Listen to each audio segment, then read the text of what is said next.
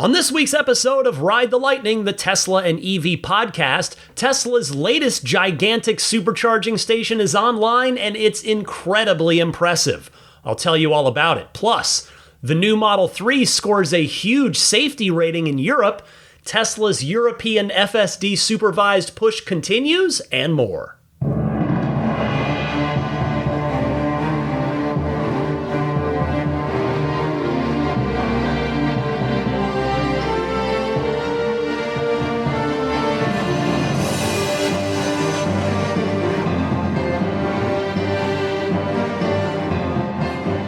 What's happening, friends? Welcome to Ride the Lightning, your weekly Tesla and EV podcast. This is episode 519, publishing on July 13th, 2025.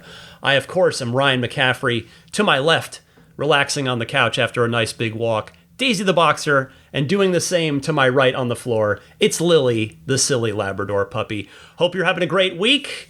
Hope all is well. Hope your summer is off to a good start, unless you're in the Southern Hemisphere, in which case, I hope your winter is off to a good start.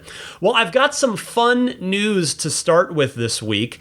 A little birdie told me that Tesla is doing a friends and family trial run of the Tesla Diner/Supercharger down in Hollywood this week, which means we are really close to it opening to the public, barring anything going catastrophically wrong, which I couldn't even really imagine what that would be. To delay the opening. I don't know, maybe like everybody universally says they hate all of the food or something. I don't know. That's probably not going to happen. But anyway, that is exciting. I'm not sure if that'll have been reported anywhere else by the time this podcast airs, but I am reporting that to you now, that the Friends and Family trial run is happening this week.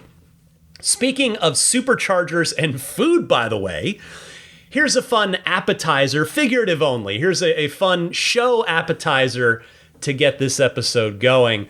The first phase of a massive new solar-powered, totally off-the-grid supercharging site is online. Yes, this is the headline story for this week.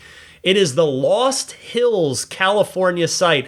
It is now open, though not yet to its full operational capacity. Tesla posted about it on its official Tesla charging account on X, and they said, well, I'll tell you what they said in a second, but you may remember that I talked about this one when it was first announced last fall. It is, to remind you, a 168 stall supercharger that, again, is entirely off the grid thanks to a massive, and I do mean massive, solar array and paired with Megapack battery storage.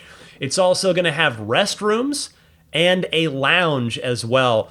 Tesla posted pictures, which honestly, you really should see if you get a chance, because it's worth getting, not like a detailed view, but just take a look at the photos of the overhead of the site. It is crazy to see the solar array just go and go and go. It's like 5 whole little fields of superchargers, and then you can see the Megapacks lining it as well. I mean, the solar array is just, by estimate of my naked eye, like 4 to 5 times bigger than the actual supercharger lot itself, like the parking area where the cars go to plug in. And Tesla, on its Tesla Charging X account, said, quote, 168 stalls, 11 megawatts of solar, 10 Tesla Megapacks, all constructed in 8 months in Lost Hills, California. They add 84 stalls are now open, solely powered by the sun and operating off-grid. The remaining stalls and lounge are coming later this year. So basically it's half open right now, but it is open. And this one is definitely worth pointing out. And by the way, my interpretation of the lounge coming later this year and the remaining 84 stalls is they're going to aim for Thanksgiving, because that's such a massive travel holiday. A lot of people driving. Obviously, a lot of people fly too, but a lot of people driving. So Hopefully it'll be sooner than that. I mean, we're sitting here in July at this point, so November is still pretty far away. But that's my goal that's my prediction as to when the goal is for Tesla to, or at least maybe I shouldn't say goal, I should probably say deadline. I suspect they have set a deadline for themselves and all of their contractors and subcontractors to get everything ready to go, if possible, by that big Thanksgiving travel weekend. But for now, still 84 stalls are open and ready to go. They're all V4 superchargers, and it's all powered entirely by the sun. Renewable energy generated by the sun, stored in 10 Tesla Megapacks.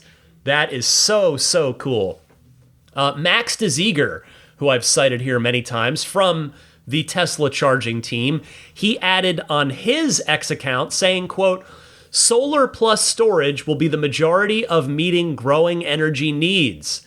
The sun is a reliable giant fusion reactor, and we just need to catch a minuscule amount of it. The largest supercharger in the world will be powered by the sun." And again, I find this so awesome. It's so, so cool.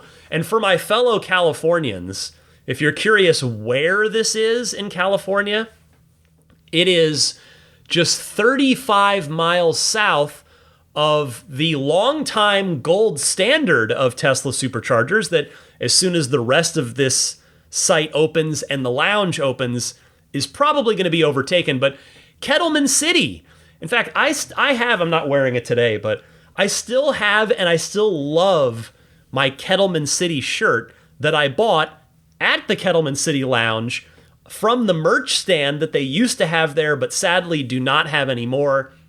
And what I love about it, I'm just going to go off on a quick little mini tangent here. It's the softest material, softest cotton shirt. It's so nice to the touch, and it's so just nice on my skin. And the shirts that Tesla sells now from the store are not that way anymore. They're using some different material. So I wish Tesla would go back to that really, really nice soft material they were using before. But anyway, yes, I have my Kettleman City Supercharger shirt that I guess you just can't get anymore. So something of a collector's item now. And I don't know if there will be a merch stand in the lounge here. I suspect, given how lean Tesla operates always, but particularly these days, probably not. But we can't rule it out. Maybe.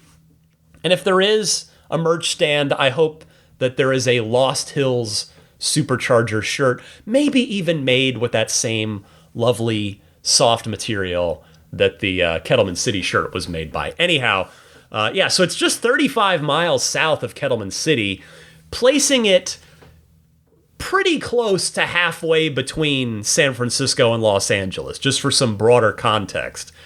Kettleman City, I could get to in my Model 3 Performance, which has less range than any other long-range Model 3.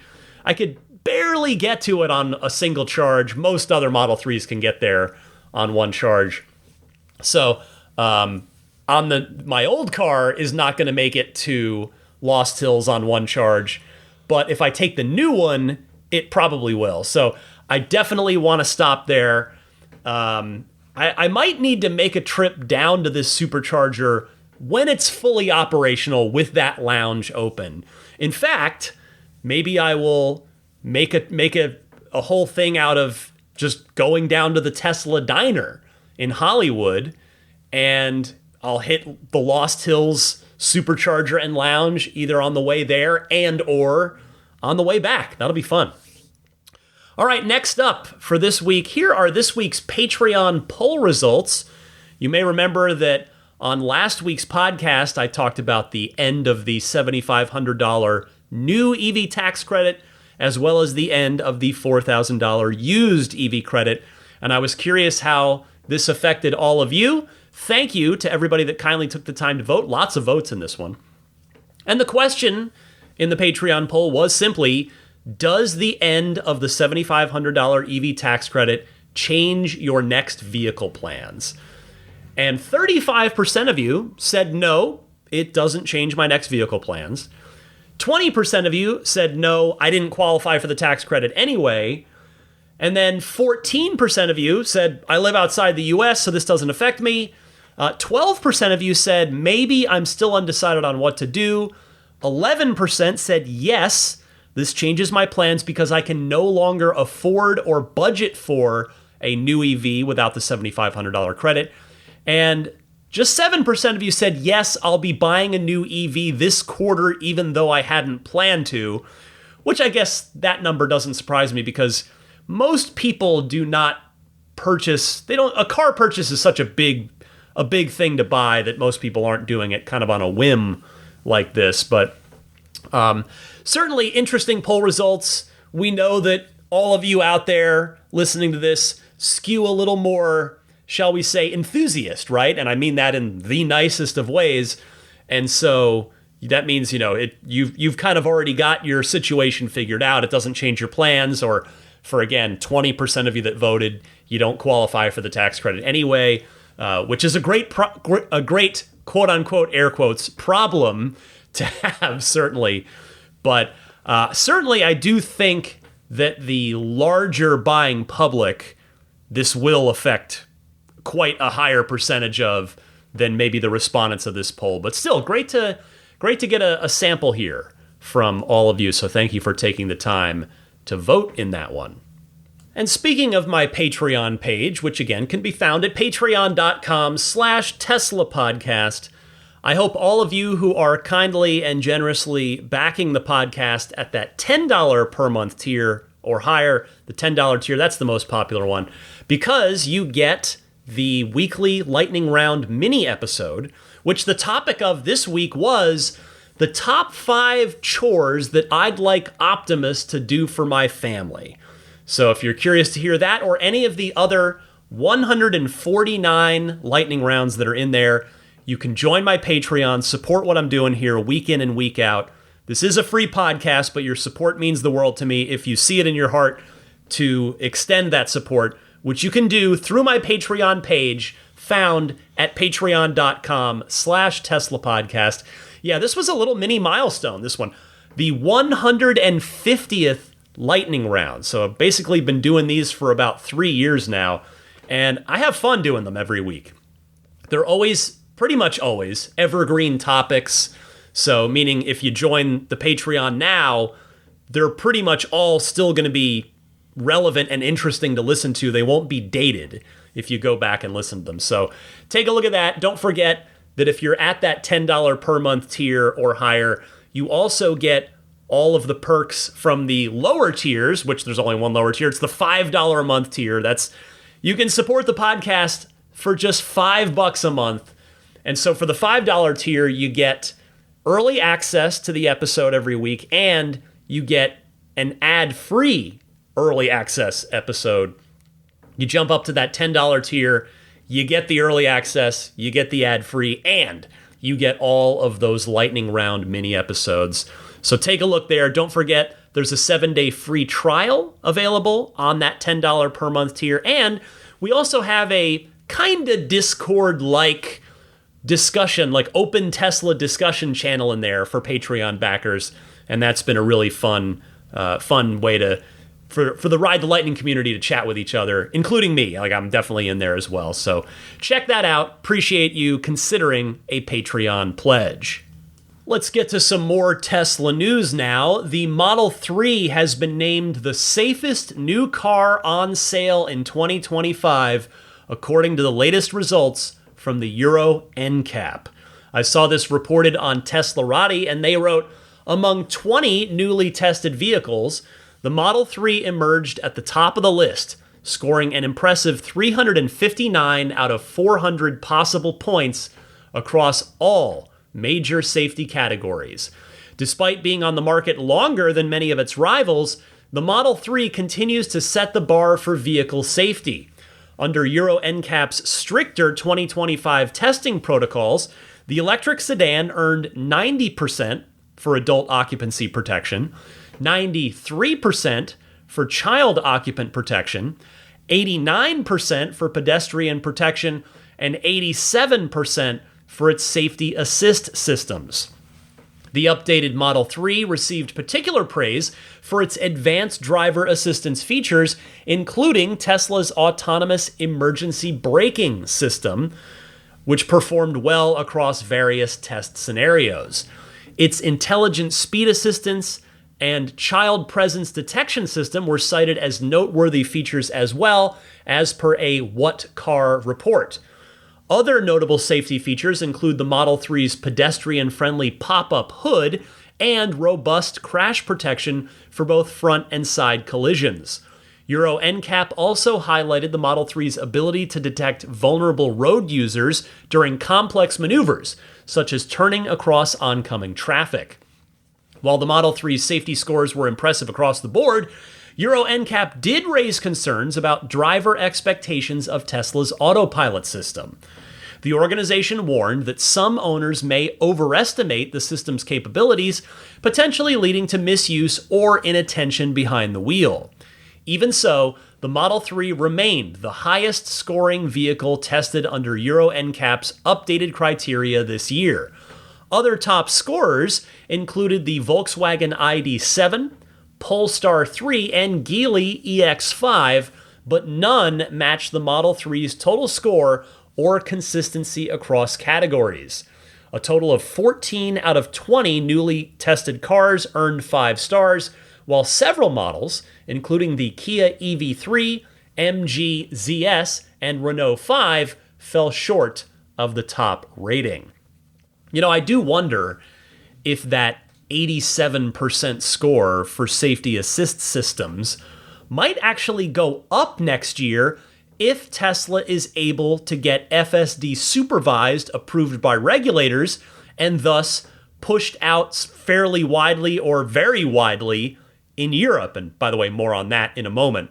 In other words, it is entirely possible, it is on the table that the Model 3's score could go up next year, which would be honestly an incredible but also kind of ho-hum expected Tesla thing to do at this point, because they've set the bar so high for themselves time and time again.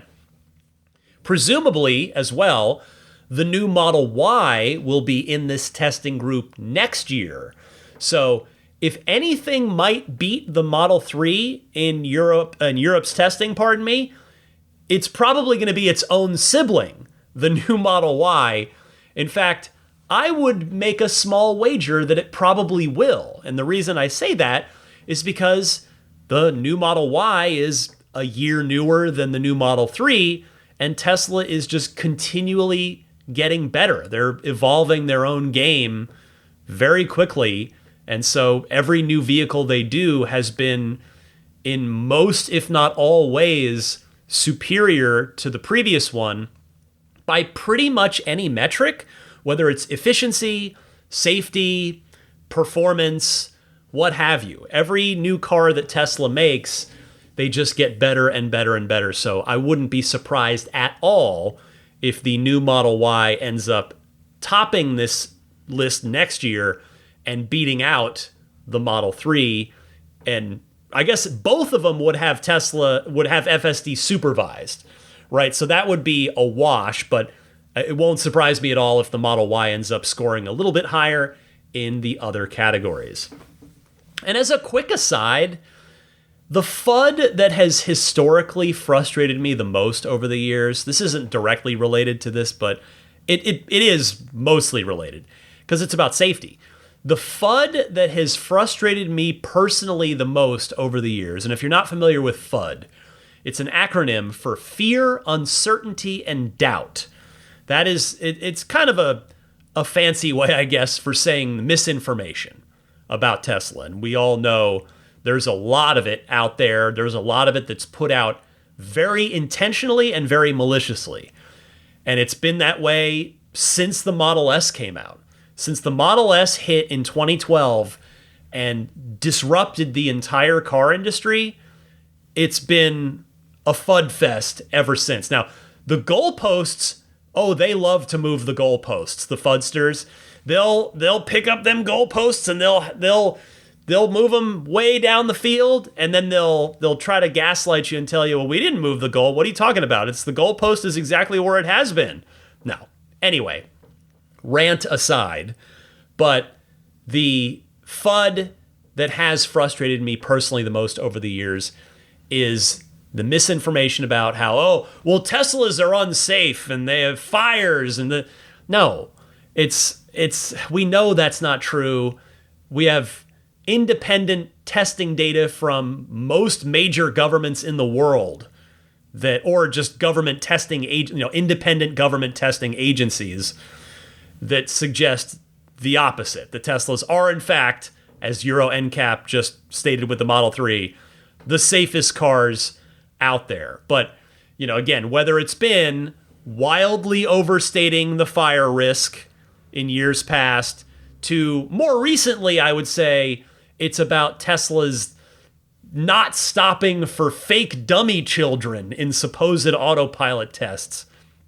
That's been a more recent one, but the Fudsters have somehow succeeded in, at least I think so, and I'm not giving them credit per se, but I'm acknowledging that their efforts have unfortunately had some net negative effect, but I feel like that they have on some level succeeded in some way of it, at the very least, suppressing the fact, and I do want to all caps the word fact here, objective fact.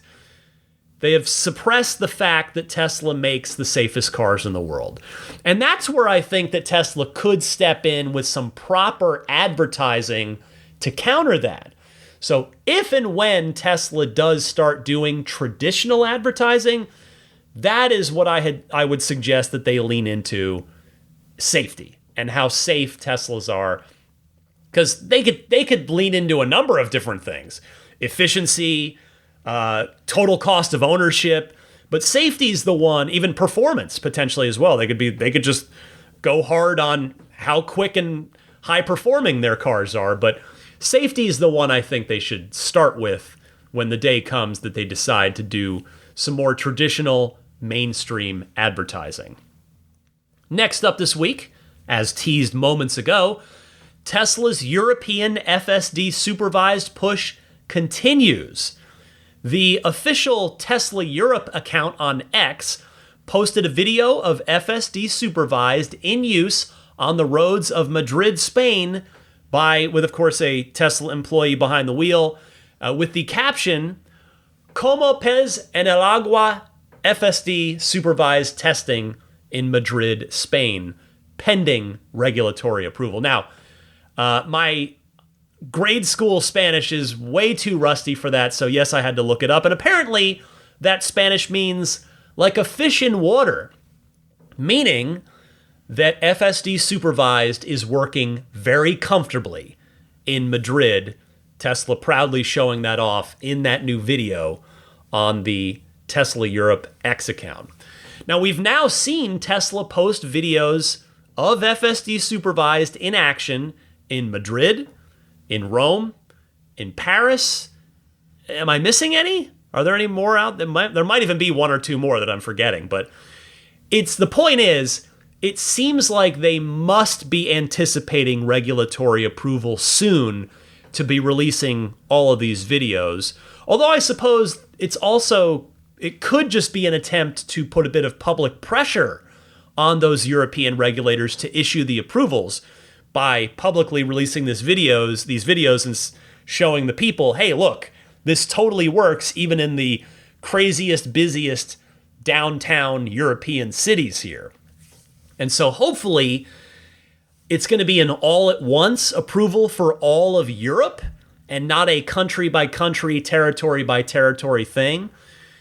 And really all I can say sitting here is that I just hope it finally happens soon, because so many of you wonderful folks in Europe have paid for FSD and after a number of years have yet to have received a single thing to show for your purchase. So I'm rooting for all of you for this thing to get approved by regulators very soon so that you can finally start using it and hopefully enjoying it.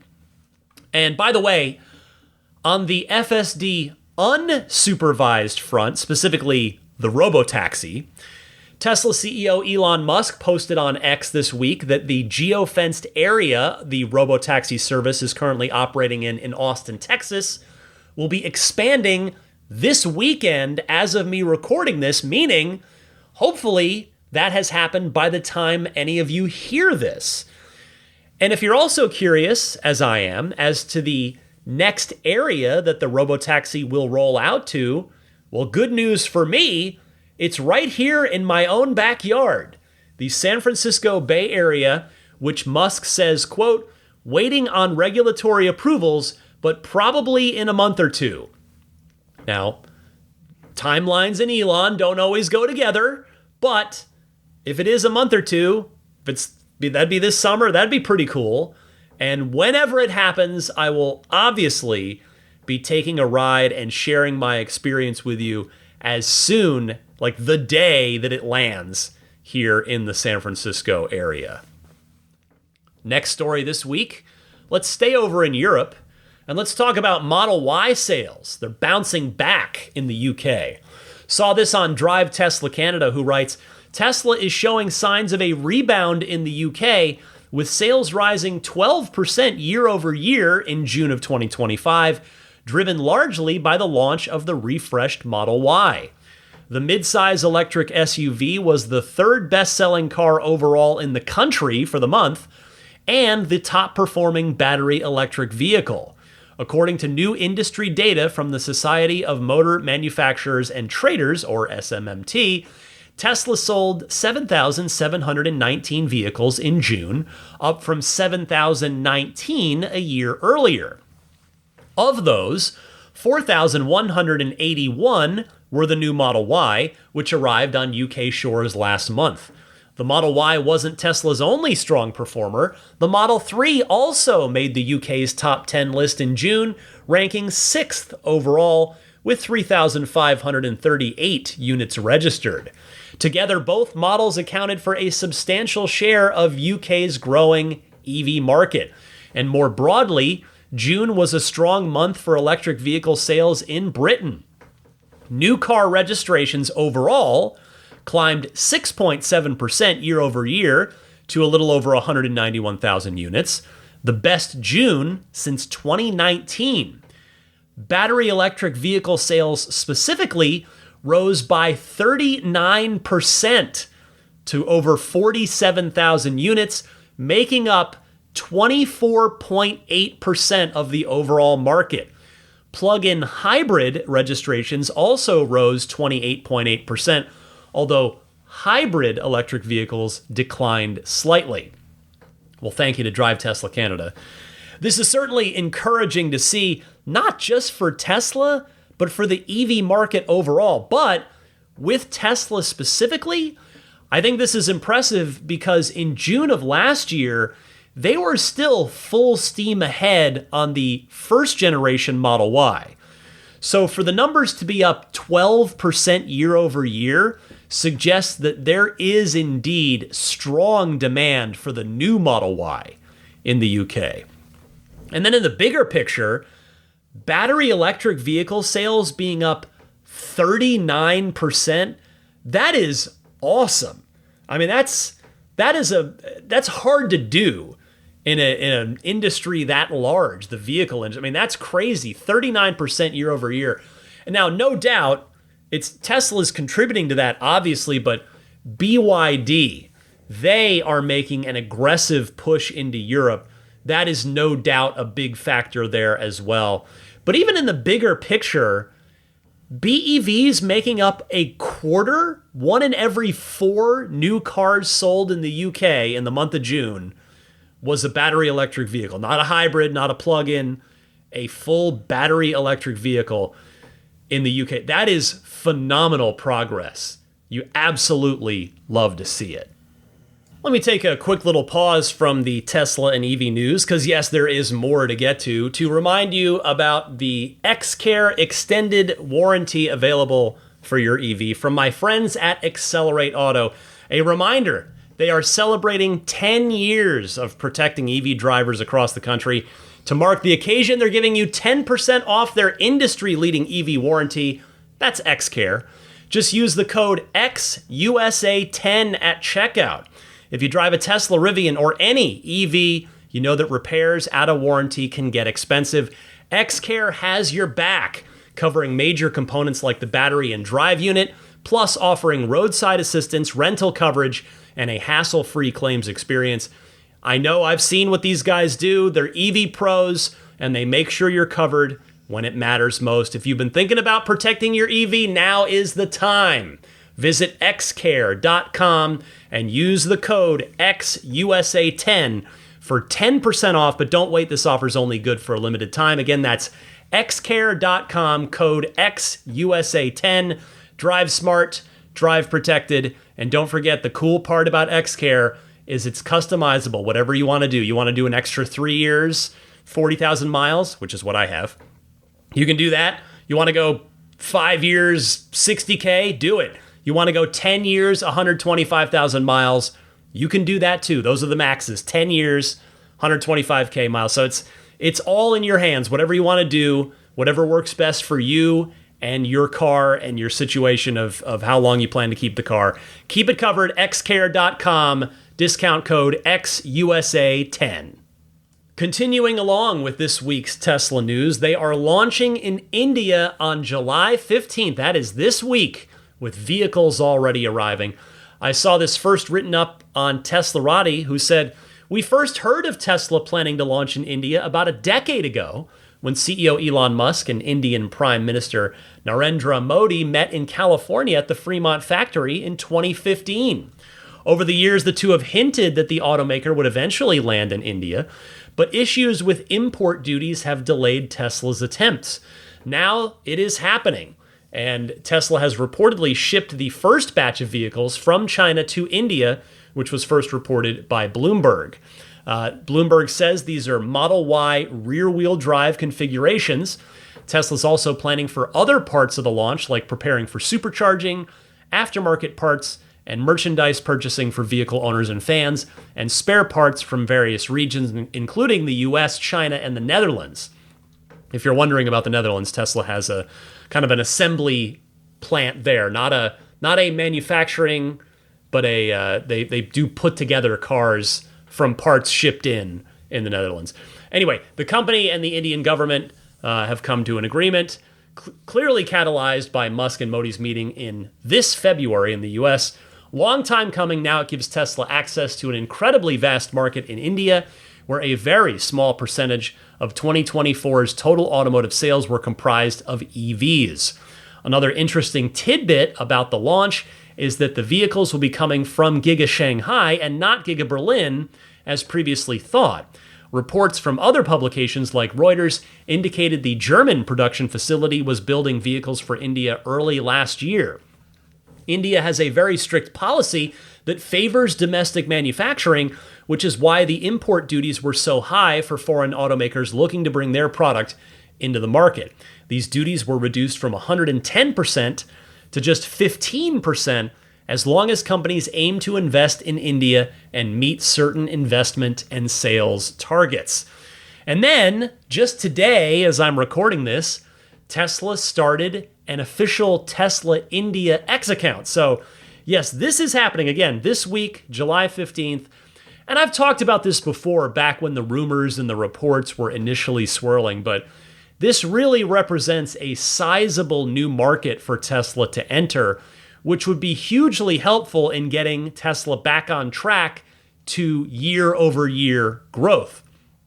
The smaller, cheaper Model Y that we're still waiting for, aka the artist formerly known on this podcast as the Model 2.5, that I currently call the Model Y Mini, will be probably the biggest catalyst towards that, towards getting the year-over-year growth coming back online. But the Reuters report that I talked about said that the vehicle variant was delayed by some amount of time. We covered that last week. So Tesla now is importing rear-wheel drive long-range Model Ys into India, and that will be what happens. Although certainly, if the Model Y Mini does launch soon, whether it's Q3, Q4, But really, whenever it launches, it's almost certainly there will be vehicles sent from Shanghai to India for sale there, because more affordable is welcome in every territory.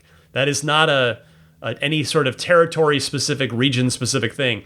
Everybody wants more affordable cars that are still awesome, and the Model Y Mini should be that when the time comes.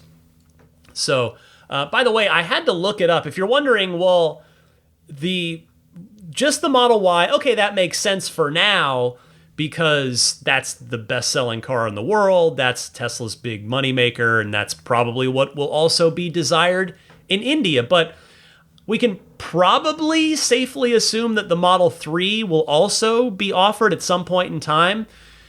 But the more uncertain question that I was able to answer for myself when I looked it up is, what about the Model S and Model X?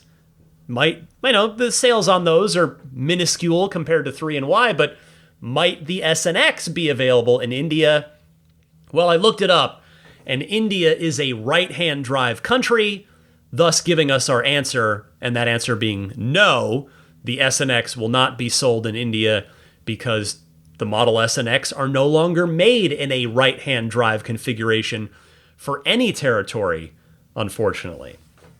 Now, as for where these cars are coming from, Giga Shanghai, I think it does make a decent bit more sense than Giga Berlin for a couple of reasons. One, it's geographically closer to India than Giga Berlin is by about 1,000 miles.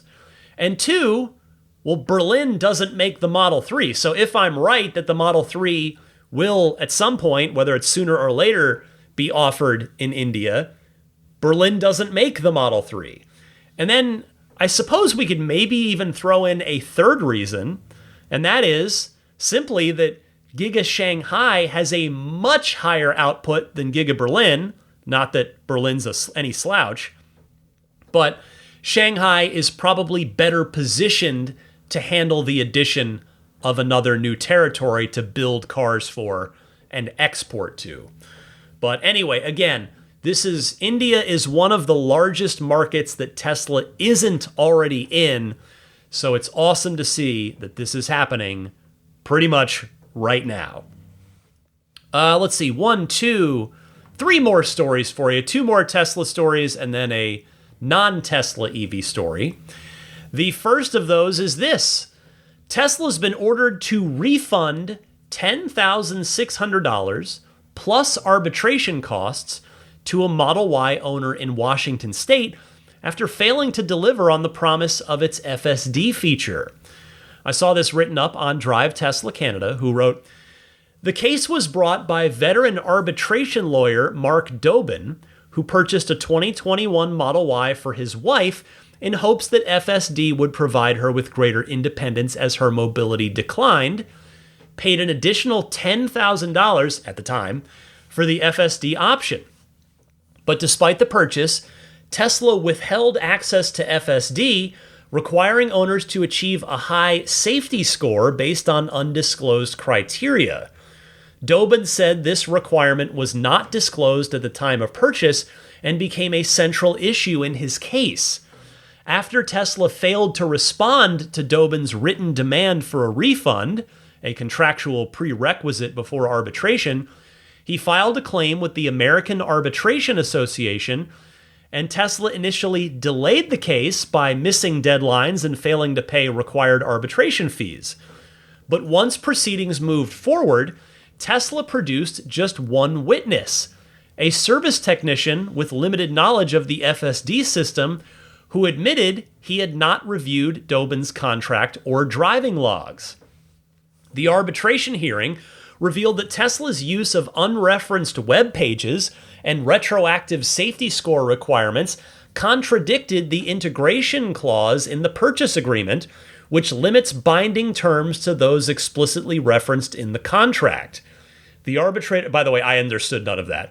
The arbitrator ruled that Tesla breached the agreement, stating the evidence showed FSD was, quote, not functional, operational, or otherwise available, end quote.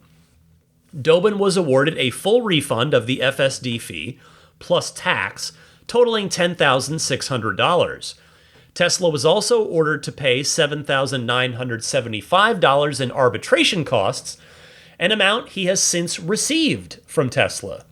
For those who paid for FSD but were denied access due to Tesla's post-sale requirements, or who experienced loss of resale value due to non-transferable features, Dobin recommends contacting Tesla at resolutions@tesla.com.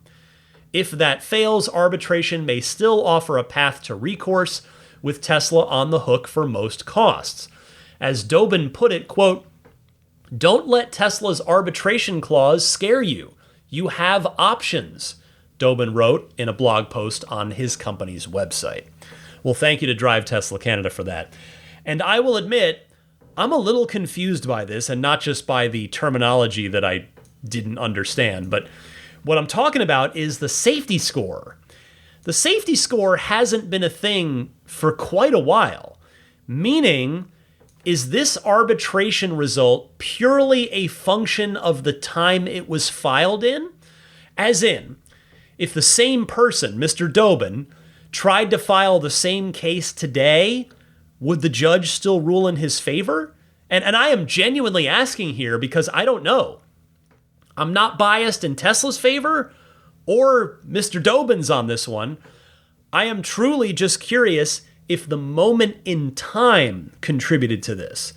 Now, that said, though laws are obviously different in other countries, I wonder if this might possibly open the door for folks in Europe and other regions where Tesla has sold FSD to people and not yet delivered anything at all to potentially try and do the same thing legally, even if the reason is entirely due to regulators, which admittedly maybe now it is, but certainly for a while, the software simply hadn't been adapted to the different road rules and road signs in Europe and other places around the world.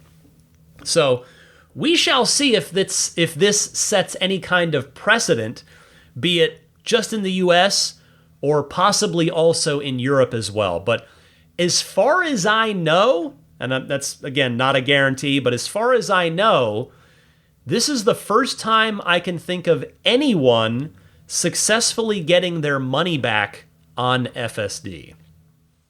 And the final Tesla story I have for you this week is about Optimus, where Tesla is reportedly taking a strategic pause in its humanoid robot program to implement a wave of hardware and software upgrades aimed at significantly enhancing the robot's performance and long-term reliability.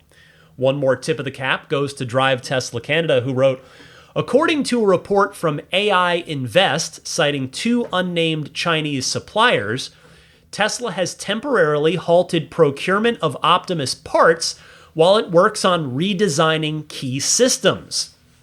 These enhancements focus on improving thermal control in certain joint actuators, increasing the load capacity of the robot's dexterous hands, extending the lifespan of its transmission components, and boosting overall battery performance. The temporary slowdown is reportedly expected to last around 2 months. Once the redesign is finalized, Tesla is expected to resume procurement and announce a new mass production plan. According to the supplier report, Tesla had already sourced enough parts to build over 1,200 Optimus units earlier this year, and as many as 1,000 of those have been built. However, the redesign may delay broader rollout plans originally targeted for 2025, which included ambitions to scale production to as many as 10,000 units annually. Elon Musk has long emphasized the transformative potential of Optimus, suggesting it could one day be more valuable than the company's vehicle business. Musk recently hinted on social media that the latest version of Optimus includes substantial upgrades over the second-generation model introduced in 2023. Now, the hint that they're referring to Elon making on social media is an X post from just a few weeks ago where he said, quote, Optimus V3 is going to be, and then he kind of did the delicious food, like pinching all your fingers together, like, oh, oh, delicious. I don't know the mental picture you just, like, I don't know what that accent, I don't know what that was, but hopefully you know what I'm talking about, the emoji that I'm referring to there. Anyway, the rest of Elon's tweet, or his X post was, excellent review with the Tesla Optimus team.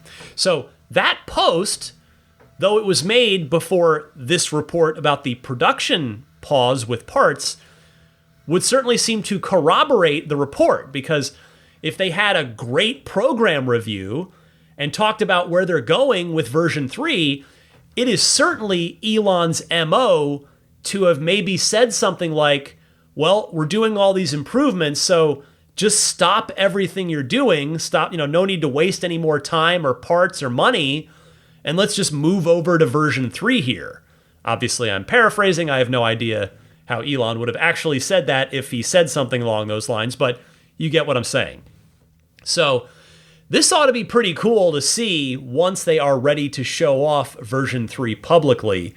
And presumably, this is going to be the one with the insane new 22 degree of freedom hand that they had disembodied hand demos of at the We Robot robotaxi event that I was lucky enough to get to attend last October. And finally this week, in other EV news, the Lucid Air has set a single charge distance record. With a tip of the cap to Tesla tipster Sawyer Merritt, here's the Lucid press release on this achievement. Lucid Group Incorporated, maker of the world's most advanced electric vehicles, set a new Guinness World Records title for the longest journey by an electric car on a single charge, covering an incredible range of 1,205 kilometers, or about 749 miles, without charging. The Lucid Air Grand Touring conducted its record-breaking journey between St. Moritz in Switzerland and Munich, Germany, including alpine roads, highways, and secondary roads. Lucid exceeded the previous record for the longest journey of 1,045 kilometers, set in June of 2025, by 160 kilometers. Quote, "This range record represents a significant milestone.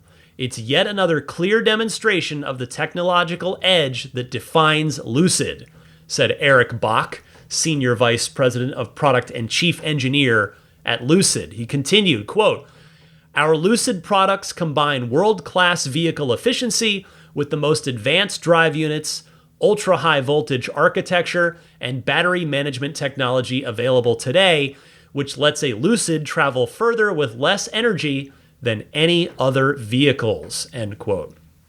Well, I tip my cap to you, Lucid, because that is very impressive. Now, the EPA-rated range on the Lucid Air Grand Touring, if you're curious, is have to say here, still as yet unbeaten by any other EV, 512 miles. That's its EPA-rated range. So with careful hypermiling, it's pretty darn sweet that they managed another 237 miles of range on top of that, aka over 1,200 kilometers. And now that Lucids are getting NACS ports, obviously over here, not in Europe where they did this test, that 512 miles of range that they offer is even more usable because you can actually take it on a road trip with confidence and without charging anxiety of trying to find a functioning Electrify America charger. So being able to, with Lucid Air getting the NACS port along with pretty much every other EV sold in the US here over the coming months and year or so, some of them already have it, but that's going to add quite a bit to the usability and value proposition of the Lucid Air once it's got an NACS port on it very imminently. Now, the only car that has been announced with more range than this is, of course, the next-gen Tesla Roadster, which claimed 1,000 kilometers or 620 miles on a single charge back at its unveiling in 2017, and that it would do that on a 200 kilowatt hour battery pack. Not the largest pack that's ever been in a car. Just got done telling you about was it a Chevy, right? It was a Silverado. It's got like a 230 kilowatt hour battery or something wild in it. But Tesla, when they initially unveiled the new Roadster, they said 200 kilowatt hour pack, 620 miles of range. Now, I feel like I've touched on this fairly recently here on this podcast, so I won't linger on it. But given how long it's been, I wonder if Tesla will end up going with that large and thus that heavy of a battery pack in its supercar if and when it finally gets built. Maybe they will, and it'll blow away the Lucid Air by 100 plus miles. But if it doesn't, in the name of being lighter and more nimble in the corners, I'm not really sure any future Roadster owner would complain about that. Because really, for one, how many Roadster owners are actually going to road trip them at all? And even if they do, how many of them are really going to even want to go 600 plus miles on a single drive without stopping for a bathroom break and or a bite to eat, which you would do while you're charging up? But anyway, genuine congratulations to the team at Lucid. This is a great achievement, not just for them, obviously, but I think it's a great achievement for the EV movement overall, because range and range anxiety are always at the top of the list of concerns for people who have not yet made the switch to an EV.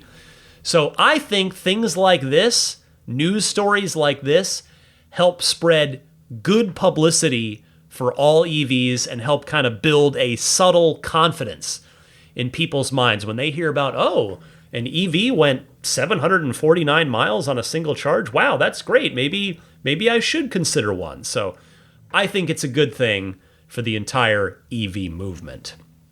All right, that is everything I have for you in yet another busy week of Tesla and EV news. Stick with me, though. I've got some of your excellent Ride the Lightning hotline phone calls all queued up and ready to go right after this.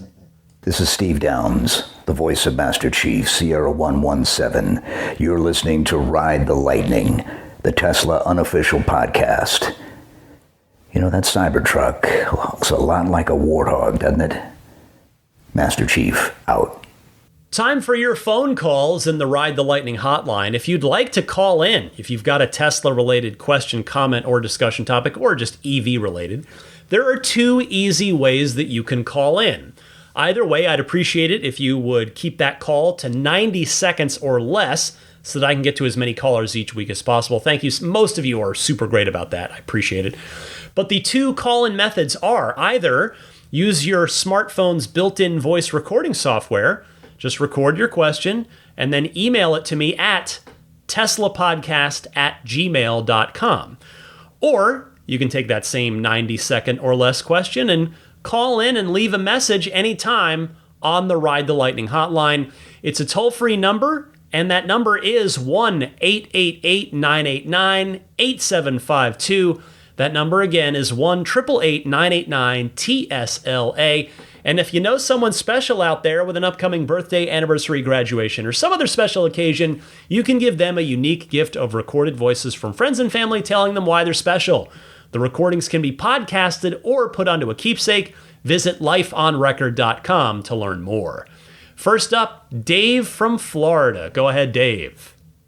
Hey, Ryan. This is Dave from New Smyrna Beach, Florida. Quick comment on the sales forecast for the rest of the year.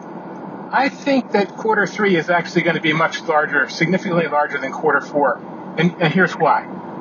All the demand that remains for 2025 is going to be accelerated forward. Anybody that can possibly buy that car now is going to do it to get the EV tax credit. The new Model Y Mini has potential to help with that difference in volume, but it's not going to be delivered in sufficient quantities this year, even if they were to announce it tomorrow. Anyway, that's my opinion. Thanks for all you do. Happy electric motoring. Thanks, Dave. I appreciate the call and calling in from your Tesla as well. I recognize the sound of that turn signal. Anyway, this would be an interesting bet to make. Will Q3 be bigger than Q4 for what might be the first time ever? Maybe? I talked about historical trends last week, that Q4 is historically the biggest quarter of the year. But as you noted, this year certainly has unique demand-altering circumstances going on. I'm not sure I'd be confident in betting against you here, because you might be right. Your point about the Model Y Mini almost certainly needing some time to ramp up is a good point as well.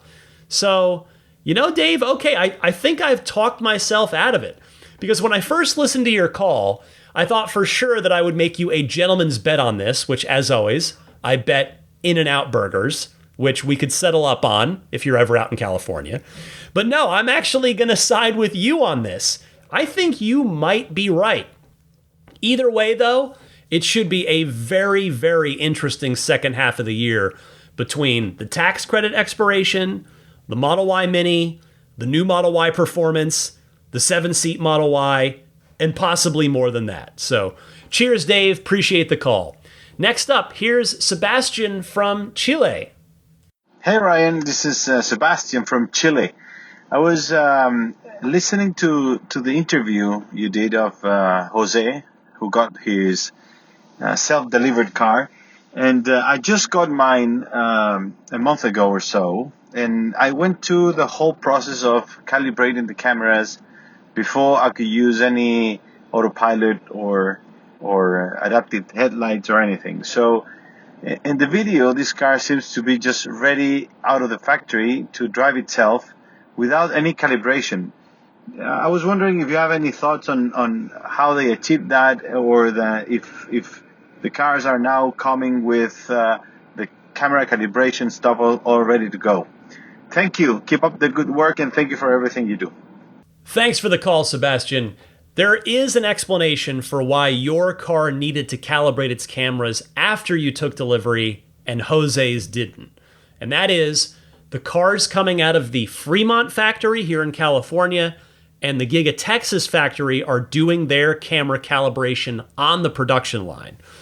Cars now coming out of Giga Shanghai, where your car was built, and Giga Berlin are, as of now, not doing any camera calibration on the assembly line. No doubt they will start doing that at some point, especially as FSD Supervised makes its way around the world. But for now, that is the reason. Thanks so much for calling. Next is Pat from Seattle. Hi, Ryan. This is Pat from Seattle. I still remember when you were excited and waiting for your 2018 Model 3 Performance. At the same time, I was a day one reservation holder and drove home my red Performance on July 25th, 2018. After checking with some online delivery trackers that I'm surprised are actually still active, it looks like I show up as the first non-Tesla employee to take delivery of Model 3 Performance. I do realize those spreadsheets could probably just cover a small sample. I'm curious, would having an early non-Tesla employee new model make the car significant to collectors or a museum? If so, what are some options to prove it's the first one? I've already tried to ask in a local dealership, and they weren't helpful with that info. Our family's grown up, new dog and everything, need to get a bigger vehicle, looking at the Model Y. Would probably trade in this Model 3 if it's not special, but would appreciate your thoughts. Congrats on your new Model 3 and looking forward to more of your podcasts. Great call, Pat. Thank you for this. And I'm glad that you've enjoyed your 2018 as much as I have. Unfortunately, cars like ours don't seem to have any value to anyone outside of us ultra Tesla nerds. Heck, even Founders Series or Signature Series Model S's and X's have not shown any additional value over similar vintage, similar mileage S's and X's. If Elon Musk's Model 3 VIN 1 ever went up for sale, I suspect it would go for a premium, but probably not because of its VIN, but probably because it was his car. By the way, side note, as I've said in a previous Patreon lightning round episode on the similar topic, I really genuinely, truly believe that Tesla should start an EV museum and display some of these historically significant cars to help educate the public on the EV movement. Not just Teslas, although obviously there'd be plenty of Teslas in there, but I would really love to see them do that. Anyway, Pat, thanks so much for calling in. I've got time for just one more call this week. It comes from Robert in Texas. Hey Ryan, it's Robert from Texas. Just a quick question and comment on your upgrades, hardware 3, probably not going to hardware 5, but going to hardware 4.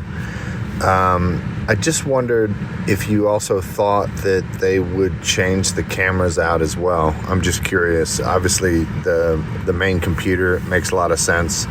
The hardware 3 cameras, based on my understanding, are 1K.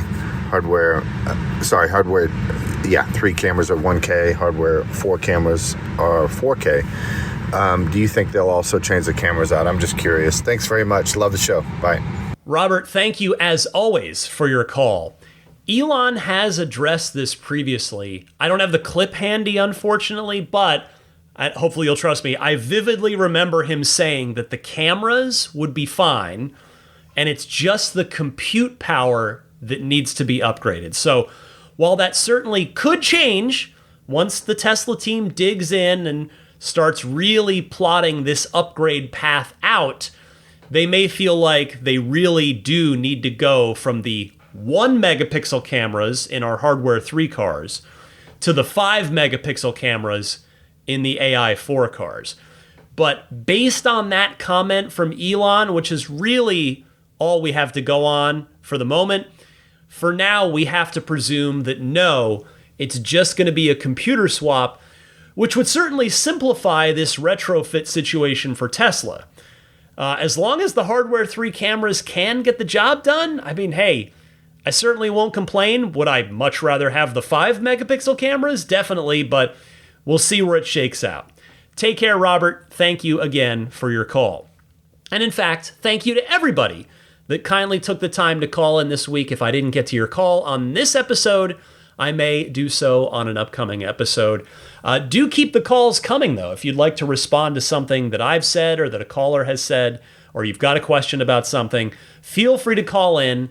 Again, 2 easy call-in methods, and I gave you the instructions for both of those call-in methods a little while ago.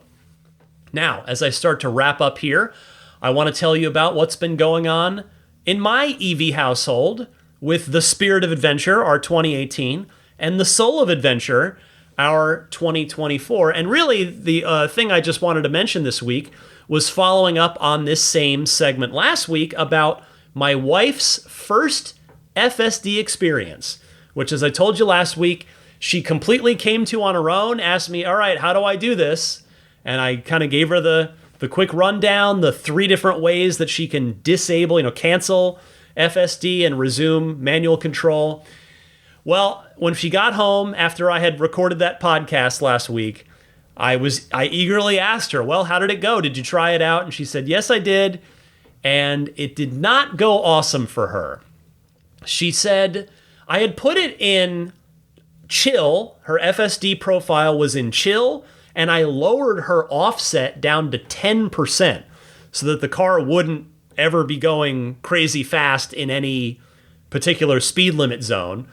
But she said she didn't like how the car kept kind of going up and down in speed, which that's not far from a complaint a lot of us have about how FSD used to go to the set speed you asked it for, that you set it to. Like if you set it to do 73 in a 65, it would just go to 73 unless there's traffic in front of you.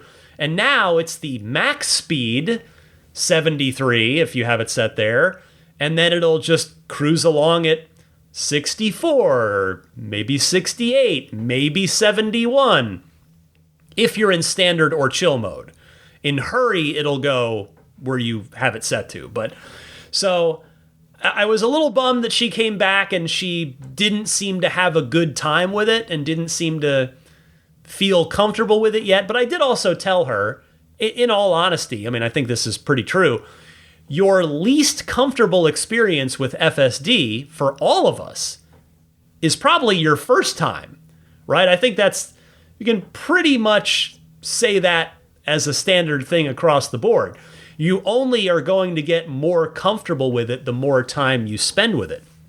So I asked her, well, are you going to try it again, or are you done with it? And she said, no, I'll try it again. So we'll see if that happens this weekend when she'll probably, take the car out somewhere. She tends to drive more on weekends than during the week, which I guess is true for me too. But so if I have anything new to report from her, I'll mention it next week. But I did want to follow up on that segment from last week because I said I would. So there you go. How about an entertainment recommendation for this week? And I would like to wholeheartedly recommend Superman, James Gunn's new film. I went into this movie optimistic but cautious because, I'm kind of not down on superhero movies, but I just have a hard time getting really excited for them anymore like I used to.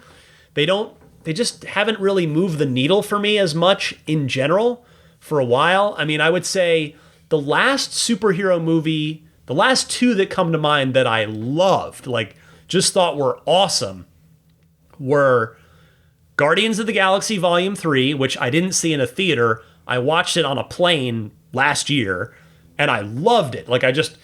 I thought 1 and 2 were excellent. All three of those Guardians movies, which maybe not a coincidence, James Gunn, when he was still with Marvel, but the Guardians movies. So I thought Guardians of the Galaxy Volume 3 was awesome, and The Batman, which is already 3 years old. That movie was from 2022. I love that movie. I think it's fantastic.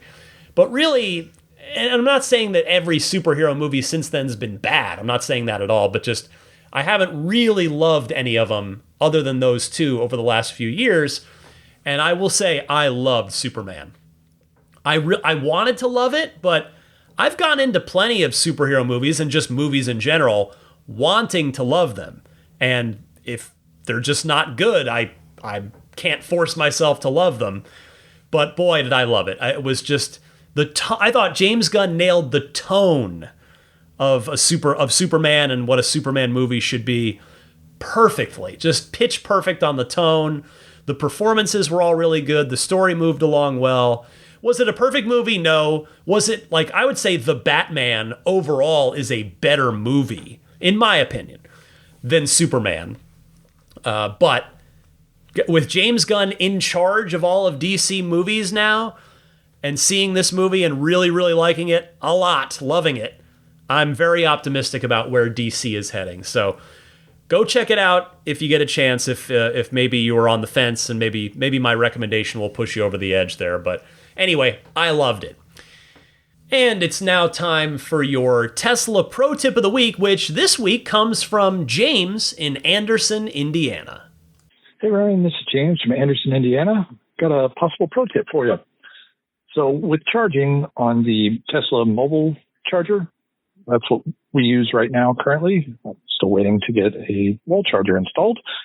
When it's hot out and we have the cabin overheat protection on, we'll get a message every once in a while that says low power from the, what the mobile charger is pushing out. The solution I found to that is instead of having it on 12 amps, you just drop it down to 10 amps. It takes about an hour longer to charge that way. And then 10 amps is about 3 hours longer compared to 12 amps. But since doing that, we haven't had any issues with it quitting the charge, and overheat protection kicks right in. So that's all. Have a great day. This is an excellent pro tip that really is perfect for summertime, James. So thank you very much for that one. I appreciate you taking the time to call in. And if anybody else out there has a good Tesla or EV pro tip of the week, boy, would I love to hear it, because I always love to learn more about Teslas and about the car that I am very fortunate and very grateful to get to drive. And I love sharing that knowledge with all of you as well. So if you've got an obscure thing about the car that you think maybe other people haven't necessarily figured out, or something, a little shortcut, whatever it is, feel free to call in with it as a pro tip of the week. And all you got to do is just send it in like a regular Ride the Lightning hotline call, which I gave you the 2 call-in methods for a little earlier in the podcast. And now, before I go, if you'll kindly allow me to mention some friends of the podcast that can hopefully be useful to you at some point, sooner or later. Starting with abstractocean.com. Boy, do they have a lot of Tesla accessories. And so many I could not possibly, it would take an entire episode for me to list them all. And I'm honestly not really even exaggerating. Like, it's a lot. They have a lot. So I urge you to go take a look, abstractocean.com. Click on whichever car you have in the navigation bar near the top of the webpage. And then just browse through, see what they've got, because they've got a ton of great lighting kits, a lot of nice little customization options, things like the black lettering, like the TESLA lettering for your car, or the black T logos. They've got puddle lights, a lot of cool lighting stuff for both inside and outside of the car in different colors even. And certainly one of their top sellers that I definitely recommend is their 4th generation tempered glass screen protector, custom fit for your Tesla.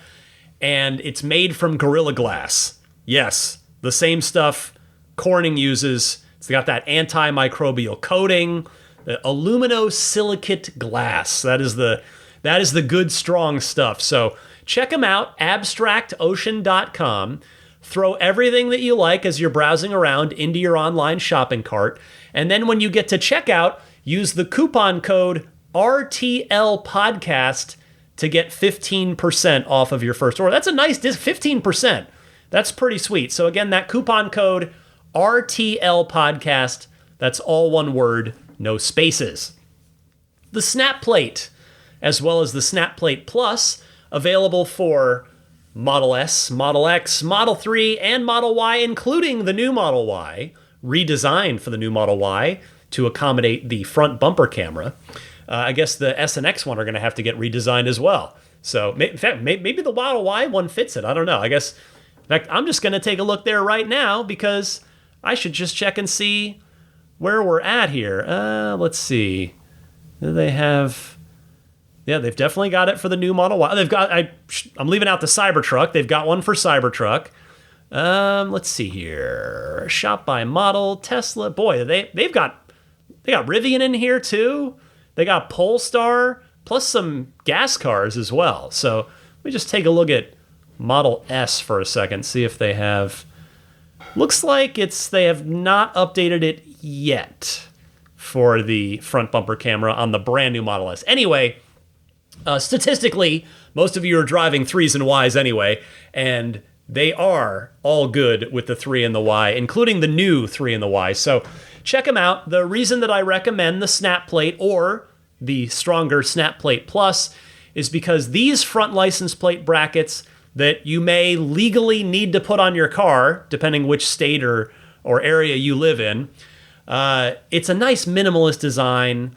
It's not going to block anything up on on your front end. It's not going to distract from that beautiful front end of your car. And it doesn't leave any unsightly hardware behind if you ever want to take it off. Because the one Tesla gives you with your car, mine is in my garage. I mean, not throw it away, but I should just, give it to somebody that wants it. I don't know. But I don't recommend it because it uses automotive tape to stick to the front of your painted car.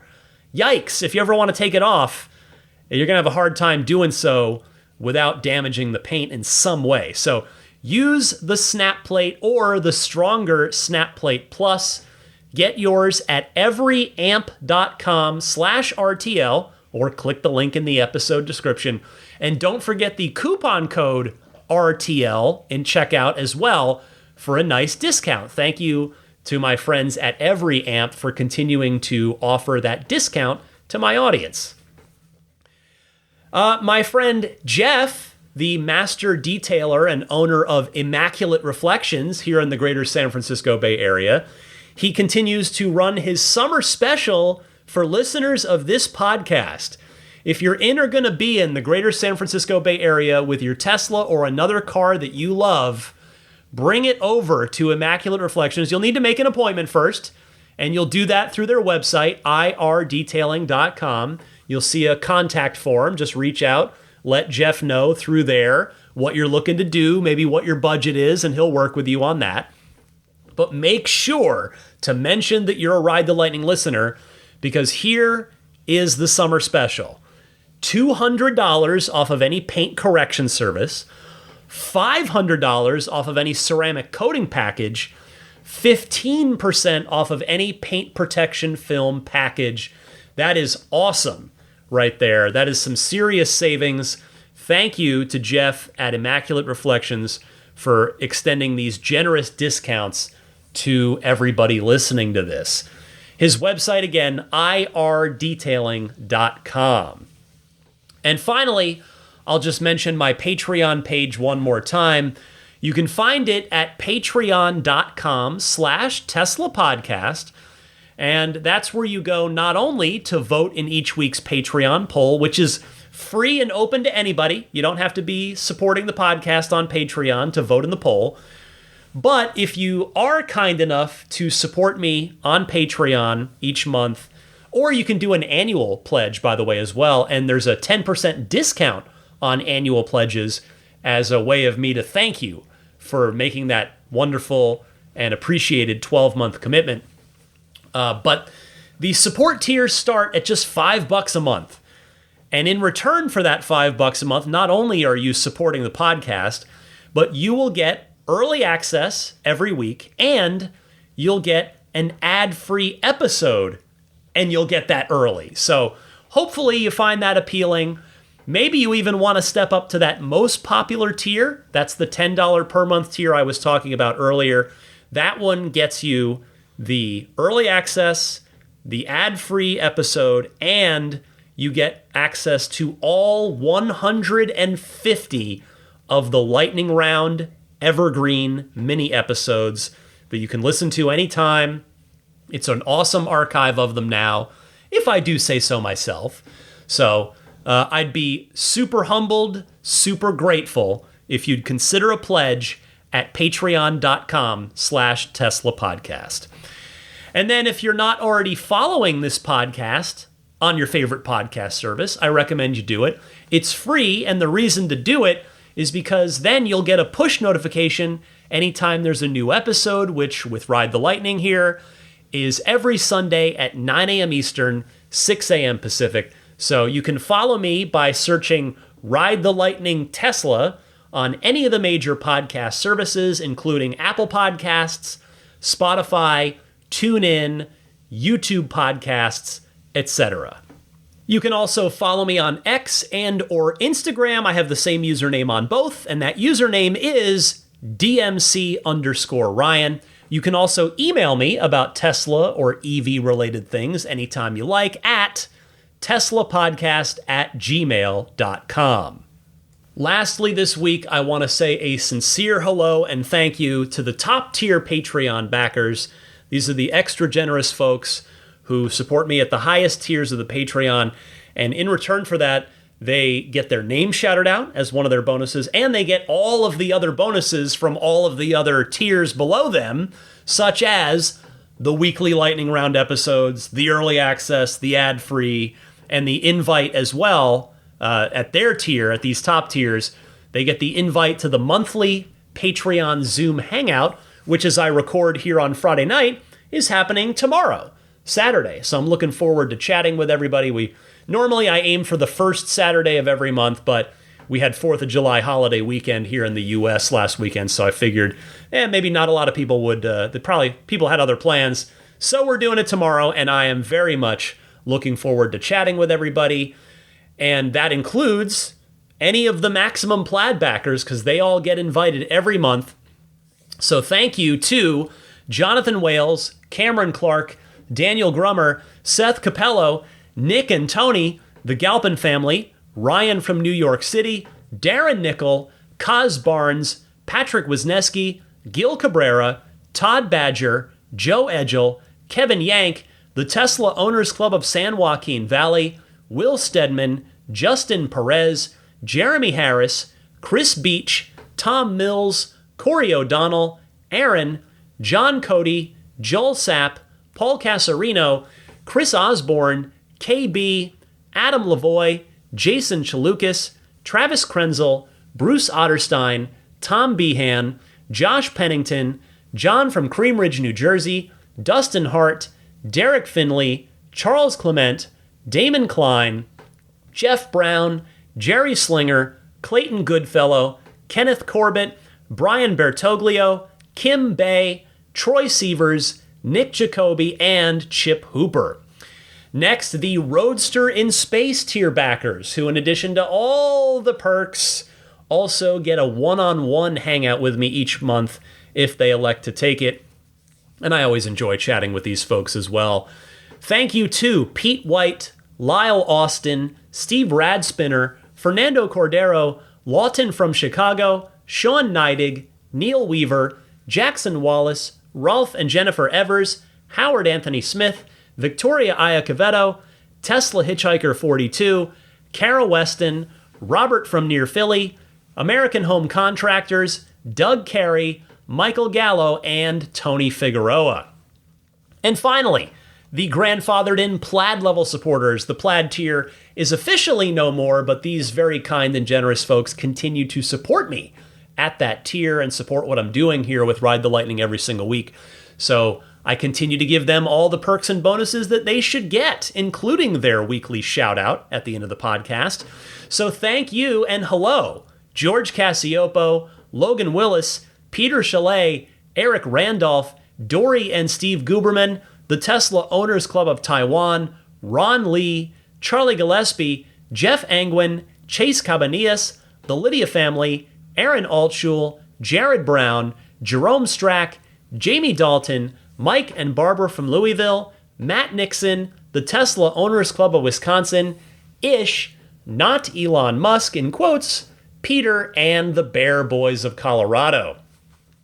Fun new thing I'm going to start doing pretty soon here with the lightning rounds, by the way, is anyone at the lightning round tier or higher, the $10 per month tier or higher, I put out a little call on Patreon and said, hey, I'd like to start occasionally sprinkling in, not doing it every week, but occasionally sprinkling in a chat with a ludicrous tier or higher Patreon backer. Because I have found through meeting many of you in person over the years, whether you've come to San Francisco or we've met at a Tesla event or something, that I just love talking to you guys, and it's fun to talk. I enjoy talking to fellow Tesla owners and enthusiasts about their Tesla journey, right? And how they came to find the podcast and came to get into Tesla. And so I'm going to start doing those. There's already a nice group of people that have responded saying they'd be interested in doing a little interview with me. So I'm going to start scheduling those pretty soon. And like I said, just sprinkling them in on the lightning rounds here and there. And hopefully all of you who do listen to those lightning rounds will enjoy just a little conversation a short conversation, right? Like 15, 20 minutes between myself and one of your fellow listeners and fellow Tesla owners and enthusiasts. So we'll give that a try. And I'm looking forward to just kind of adding that into the mix for the lightning rounds, for those of you who are super generous and supporting me on Patreon. Well, I'd also like to thank, as I sign off here, both dogs. Thank you, Daisy the Boxer. Thank you, Lily, the silly Labrador puppy. They've both been super quiet. They've mostly slept through this entire show. It probably helped that my wife and I walked them right before when I came back from the walk and sat down to record. So they're pretty wiped out, which probably helped my cause. I'll take it. No puppy chewing on my desk as I'm trying to record this week. But anyway, I will end it there. I want to be respectful of your time. If you've made it this far, thank you sincerely for your time and for your attention, for your shared enthusiasm of these cars and this company and the EV movement. I'm with you. We're here together. We're celebrating this fun stuff, and that'll do it. Happy electric motoring, my friends, and I'll see you back here next week.